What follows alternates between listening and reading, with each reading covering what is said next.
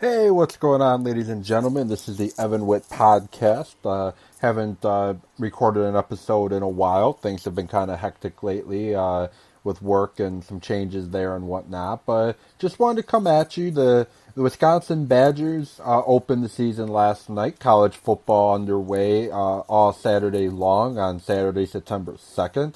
And the Packers had to get their current roster down to 53 men today.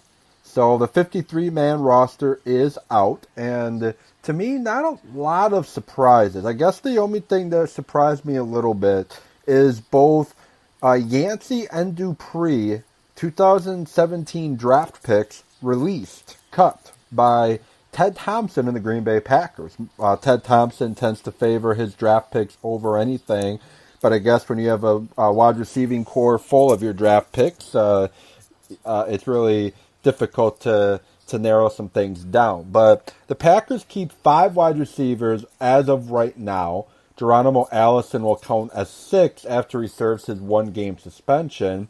But last year the Packers kept 7 wide receivers. This year they keep 6 if you count Allison.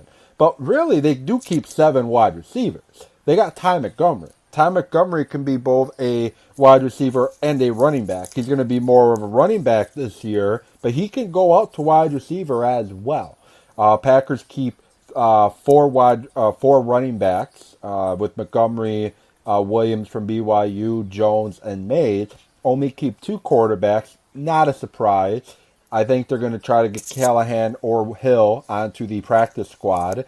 Wide receivers, I think they're going to try to get onto the practice squad. Will be Dupree, Yancey, probably McCaffrey and Clark. Tight ends, they keep only 3, no surprise, with Martellus Bennett, Lance Kendricks, and Richard Rodgers. Offensive line, they keep 10.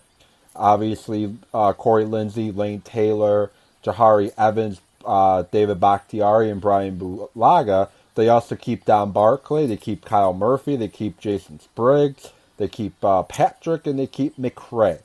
Defensive line, they keep 6. The Packers do not do a lot of base defense. They play a 3-4 technically, but they don't play with 3 defensive linemen very often, so that's not a surprise. But Mike Daniels, Dean Lowry, Kyle Clark, Ricky Jean-Francois, Wingo, and draft pick Adams is the guys the Packers keep on their 53-man at defensive line. Linebacker, they keep Clay Matthews, Nick Perry, Jake Ryan, Blake Martinez, Joe Thomas, Kyle Fracco, and J-Ron Elliott. Vince Beagle on the physically unable to perform list, and Talley is placed on injured reserve. The one disappointing thing on their 53-man, I'm a little disappointed in, is they didn't keep Reggie Gilbert. I really like Reggie Gilbert. I think he brings a lot to the table. I think he has a lot of potential to be a really good pass rusher in the NFL. I think he shows those traits off the edge. But I think the thing that sealed his fate is that Packers will be bringing in Ahmad Brooks, who they signed earlier in the week, but it won't be made official until tomorrow, which I'm guessing Adams, defensive lineman they drafted at Auburn, will likely go to the the PUP list more than likely to start the year, physically unable to perform list, or there will be another roster move made to take care of that. Cornerbacks, they keep 7. Devon House, Demarius Randall, Quentin Rollins, Kevin King, Hawkins, who had a really good training camp, played some great games, Adarius Gunter, and Pipkins. Physically unable to perform list is Dimitri Goodson, who we'll probably see later in the year more of a special teams guy than an actual defender. He tore his ACL, I think it was towards the end of last year. Safety, they keep HaHa Clinton Dix, Morgan Burnett, Jones, Bryce, and Evans. They let go of Taylor and Whitehead, and currently special teamers Mason Crosby, Vogel, and Brett Gould. So the Packers are currently at 53 men right now. However, they will be needing to make a move to get a roster spot for Ahmad Brooks, who they signed earlier in the week when they saw some depth issues at outside linebacker with Nick Perry spraining an ankle, I know Elliott was suffering from back spasm. Beagle's starting the year on the pup list, so they got to make some room for Brooks. So they brought him in. They got to make some room for him. So I don't know if it's where they're going to thin out the roster to make that room. That I don't know.